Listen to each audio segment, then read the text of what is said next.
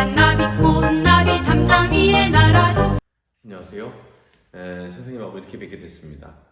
원래 뵙고 수백을 한 이야기를 나눴어야 되는데 시대가 또 코로나 시대 아니겠습니까?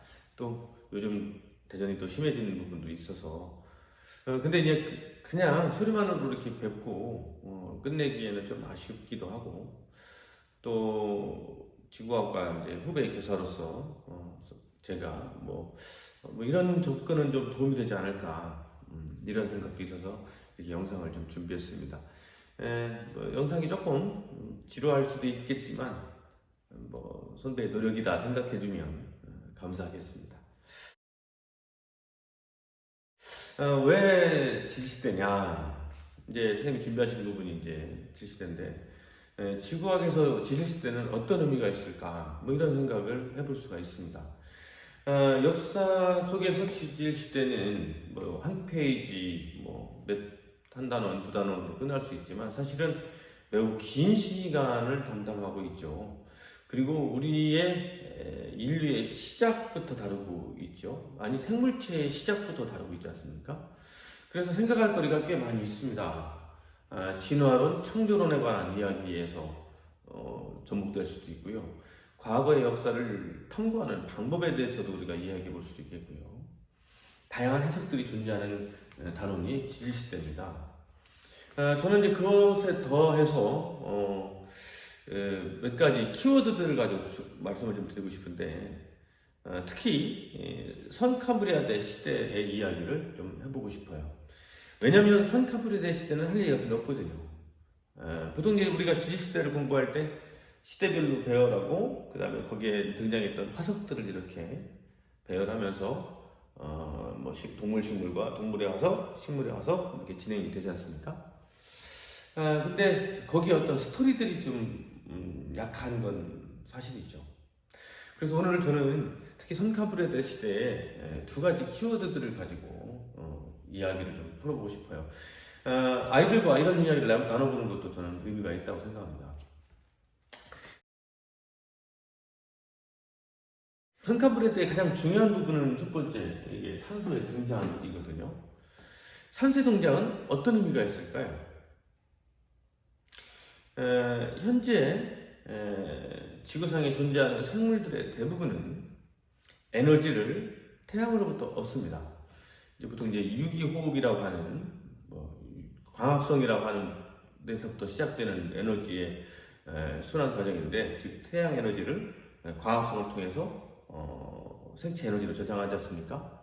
근데 그 에너지의 광합성의 과정에서 산소가 꼭 들어가죠. 그러니까 생물은 산소라는 원소를 선택했다는 거죠. 왜 그랬을까 하는 생각.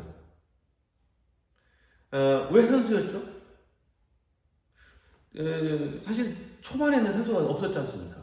우리 지구의 탄생 초반에는 원시대기의 경우에는 메탄이라든가 이산탄소라든가 이런 가스가 있었지만 산소는 없었거든요.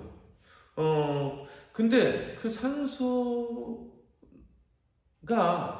늦게 등장했음에도 불구하고 아주 중요한 생체의 원소가 됐던 이유는 뭘까? 이런 생각을 아이들과 해볼 수도 있어요. 산소가 왜 중요할까? 저는 이제 그런 식으로 준비를 하죠.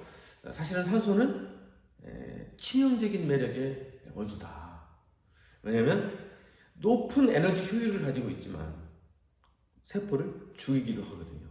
그러니까 죽음과 풍요로운 삶과 그 선택의 원소, 이게 바로 저는 산소라고 생각을 하거든요.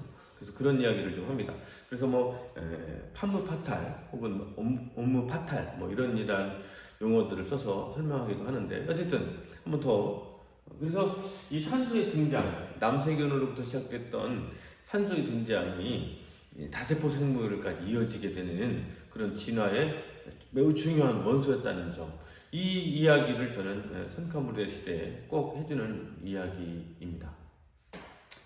사실 산소가 그렇다고 해서 선캄브리아 때 많이 증가한 건 아니에요. 오존층이 형성되지도 않았잖아요. 오존층은 뒤에 이제 완전하게 형성되기까지 또 시간이 걸렸죠. 선캄브리아대 말의 산소의 농도는 약 10% 현재의 10%밖에 되진 않았거든요. 뭐 어쨌든 산소의 등장은 우리 생물의 거대화 그리고 에너지의 효율성의 극대화 뭐 이런 의미를 갖는 산소가 선캄브리아 시대에 등장했다는 점을 저는 꼭 강조하고 있습니다.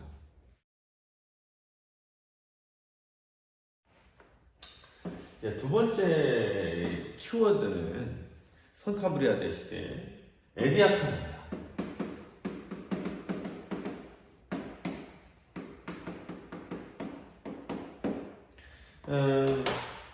선캄브리아 시대 통틀어서 화석이 등장하기 시작한 것은 거의 후기 말입니다. 6억 년 전 정도거든요. 6억 5천만 년 전.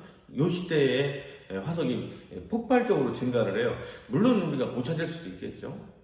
근데 오스트레일리아에 있는 에디아카라 언덕에서 화석이 쏟아져 나오기 시작했는데 그 수치가 엄청납니다. 그래서 우리는 에디아카라 동물군이라고 하죠. 이 시대의 화석이 폭발적으로 증가를 했다는 기록들이 있어요. 그 전에 기록 왜 그러면 이 시대가 화석에 많이 증가하기 시작했고 또 아주 다양한 다세포 거대 동물들도 이때 출현합니다.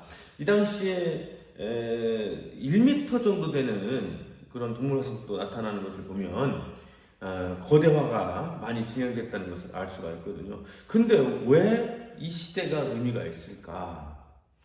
저는 이 시대가 바로 이제 진화의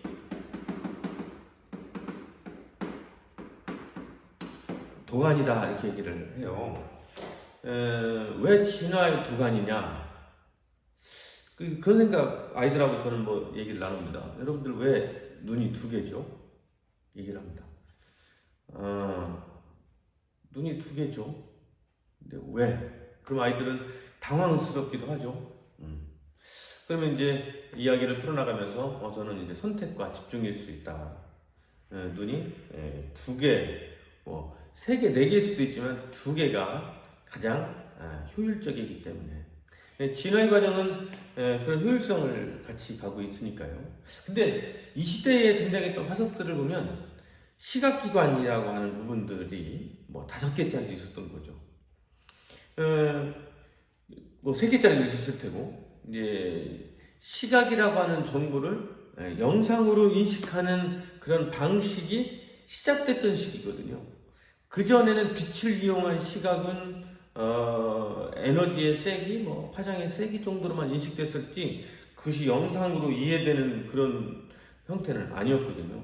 어떻게 보면 영상이 영상이 빛으로 영상을 만들어낸 실험기관이라고 볼 수 있거든요. 그래서 우리가 흔히 생각하는 눈으로 보는 이런 일들조차 이 당시부터 실험이 시작됐다. 그러니까 다양한 손은 왜 두 개고 뭐 왜 그랬을까? 뭐 다리, 뭐 팔다리, 뭐 감각기관, 운동기관 이런 것들의 분화에 대한 기본적인 실험들이 이 시기에 진행됐던 건 아닐까? 뭐 이런 생각을 해볼 수가 있거든요. 그래서 에디아카라 동물군은 그래서 의미가 있습니다. 할루시제니아라는 그런 화석이 있는데 이렇게 지렁이처럼 생기는데 초기 할루시제니아하고 후기의 할루시제니아하고는 다릅니다. 후기는 뒤에 가시 같은 것들이 박혀 있게 되거든요. 왜 그랬을까? 진화의 도가니라는 또 다른 표현은 이제 먹고 먹히는 그런 관계들이 나타나기 시작했다. 이렇게 볼 수가 있습니다. 다양한 진화의 촉매가 됐던 것들은 바로 이런 먹이사슬이거든요. 왜냐면 쫓고 쫓기는 관계가 되다 보면 쫓는 자는 좀 더 강하게, 쫓기는 자는 좀 더 빠르게 진화되지 않습니까? 할루시제니아는 등에 위협적인 기구들을 만들어서 자기들을 보호하려고 했겠죠. 아노말로카리스라는 그런 화석이 있습니다. 아까 말했던 1m짜리 되는 그런 화석의 이름인데 이렇게 아노말로카리스라는 화석입니다. 그 화석 같은 경우는 그 씹는 구조가 있거든요. 이게 씹는 구조가 있다는 얘기는 무엇을 잡아먹었다는 얘기가 되는 겁니다. 바로 그러한 화석들의 시작, 진화의 도가니, 그게 에디아카라 동물군 이렇게 얘기하죠. 그래서 선캄브리아의 시대, 사실 할 이야기가 없는 것 같지만 산소가 어떻게 중요하고 어떻게 시작됐고 어떻게 우리가 생명이 산소를 선택하게 되었는지 뭐 이런 생각의 거리를 아이들한테 제공한다는 부분, 그리고 선캄브리아대 후기에 에디아카라 동물원에서 발견된 화석들에서 우리는 진화의 어떤 실험, 진화의 도가니의 시기, 이런 것들을 우리가 갖게 되지 않았을까, 뭐 이런 이야기들을 수업 시간에 얘기하곤 합니다. 이제 에디아카라 동물군이 지나게 되면 이제 바로 이제 고생대로 넘어가게 되고, 고생대는 이제 삼엽충의 시대가 되지 않습니까? 삼엽충은 딱딱한 외부 외피 껍질이 있는 유이 최초의 연체동물이기도 하죠. 뭐 그렇게 이제 시대가 넘어가게 됩니다. 어쨌든 이 선캄브리아 시대의 이야기를 좀 더 고민하고 아이들과 얘기를 하다 보면 수업이 조금 더 재밌는 이야기로 좀 채워지지 않을까요? 그런 생각을 해봤습니다. 뭐 제가 조금 중언부언한 부분이 있는데 나머지는 쌤이 한번 채워서 아이들과 수업을 준비해 보시는 것도 좋을 것 같습니다. 도움이 되셨길 좀 바라고요. 이렇게 마무리하도록 하겠습니다. 쌤, 나중에 혹시 뵙게 되면 반갑게 인사했으면 좋겠어요. 네, 안녕히 계세요.